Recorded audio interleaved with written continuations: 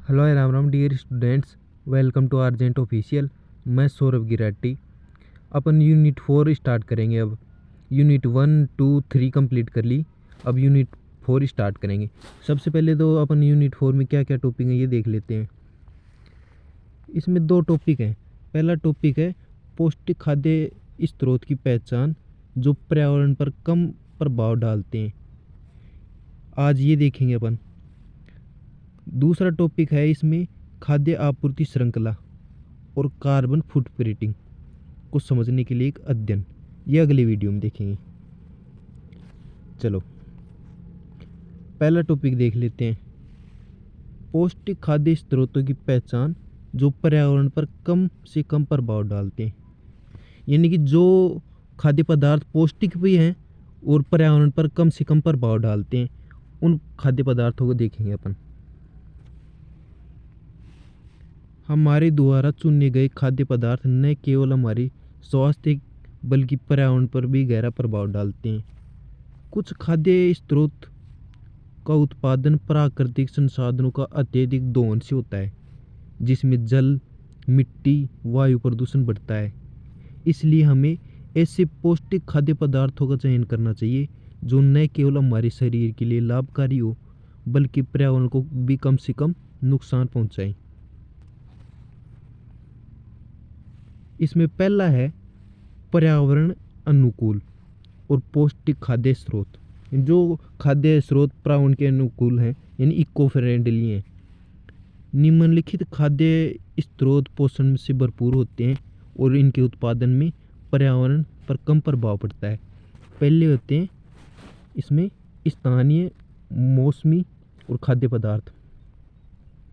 मौसमी फल और सब्जियां, इनका उत्पादन प्राकृतिक रूप से होता है, जिससे अतिरिक्त, ये वो वाला मौसमी नहीं है, ये मौसम वाला मौसमी है ना, ये ध्यान रखना आप।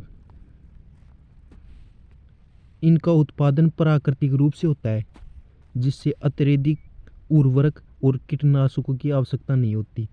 इनके लिए अधिक पानी और ऊर्जा की ज़रूरत नहीं होती, जिससे जल और ऊर्जा की बचत होती है। आयातित यानी कि इंपोर्टेड खाद्य पदार्थों की तुलना में इनके परिवहन में कम ईंधन खर्च होता है, जिससे कार्बन उत्सर्जन घटता है। उदाहरण के लिए देखें तो गर्मियों में आम, खरबूजा, तरबूज, लौकी और परवल। सर्दियों में गाजर, शलजम, फूलगोभी और हरे पत्तेदार सब्जियां।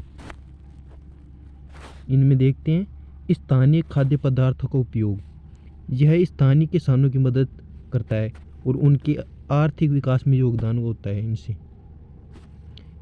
स्थानीय उत्पाद ताजे होते हैं और इनमें पोषण तत्व अधिक मात्रा में होते हैं। उदाहरण देखें तो राजस्थान में बाजरा और जौ, दक्षिण भारत में रागी और सांबर, उत्तर भारत में सरसों का साग और मक्के की रोटी। इको फ्रेंडली भी होती हैं और आसानी से प्राप्त हो जाती हैं, यानी पर्यावरण को नुकसान नहीं पहुंचाती और पौष्टिक भी होती हैं। दूसरे देखते हैं, पहले तो मौसमी फल देख लिए, सब्जियां देख ली, अब दूसरे देख रहे हैं अपन साबुत अनाज और मिलेट्स। बाजरा, रागी, जौ, ज्वार जैसे मोटे अनाज, ये गेहूं और चावल की तुलना में कम पानी में उग जाते हैं। यानी गेहूं और चावल को उत्पादन करने में अधिक पानी की आवश्यकता होती है। ये अधिक फाइबर, प्रोटीन और सूक्ष्म पोषक तत्वों से भरपूर होते हैं। रासायनिक उर्वरकों की कम आवश्यकता होती है, जिससे मिट्टी की गुणवत्ता बनी रहती है। उदाहरण देखें तो गेहूं और चावल की तुलना में बाजरा और रागी उगाने के लिए 50% तक कम पानी की ज़रूरत होती है। यानी अगर 100% पानी चाहिए गेहूं और चावल को, तो बाजरा रागी को तो केवल 50% चाहिए। मिलेट्स में ग्लूटेन नहीं होता, जिससे ये पाचन के लिए बेहतर होते हैं। अगली हैं दालें और फलियां, जिनमें है मूंग, मैसूर, अरहर, राजमा और छोले। प्रोटीन और फाइबर का बेहतरीन स्रोत हैं। इनकी खेती के दौरान मिट्टी में नाइट्रोजन संतुलन बना रहता है, जिससे उर्वरकों की जरूरत बहुत कम होती है। मांस उत्पादन की तुलना में इनका कार्बन फुटप्रिंट बहुत कम होता है।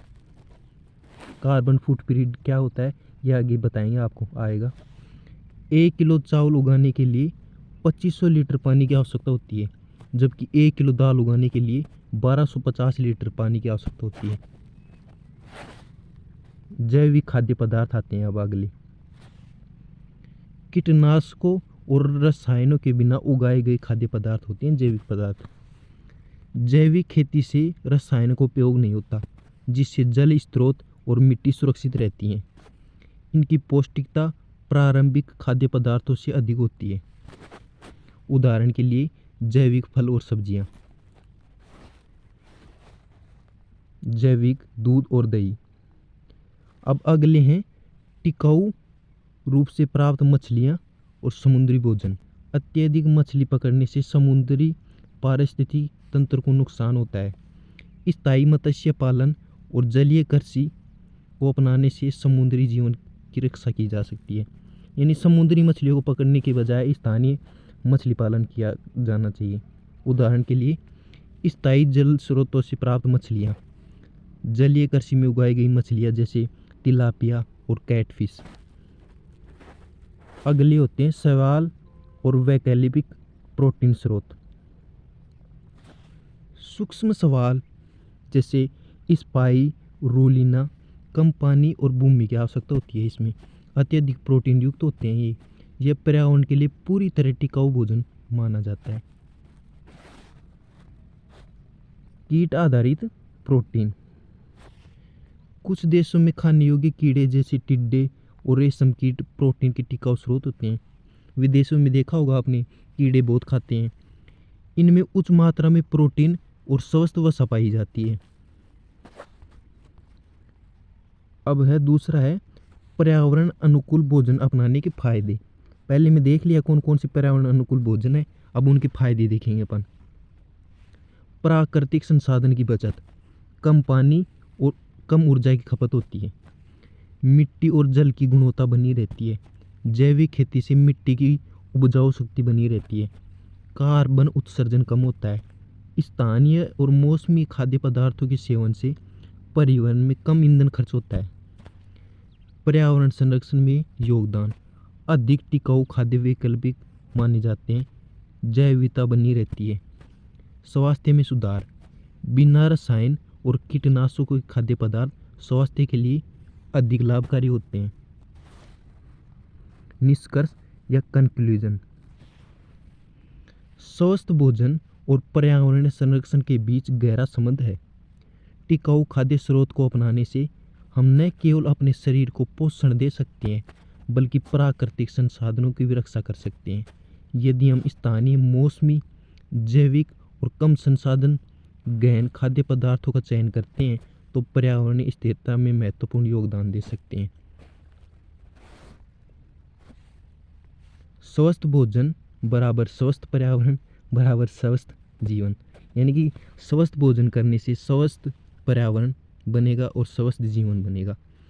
यूनिट 3 का पार्ट 1 देख लिया अपन ने। पार्ट 2 आएगा जिसके बाद अपना पूरा सिलेबस कंप्लीट हो जाएगा। बाद में आप मैराथन क्लास लाऊंगा, 1 शॉट क्लास लाऊंगा सभी की, वो देखना, उसके माध्यम से रिवीजन करना और पीडीएफ को देखना अच्छे से। धन्यवाद। अगर वीडियो पसंद आ रहे हैं तो वीडियो को लाइक करना, चैनल को सब्सक्राइब करना। थैंक्स।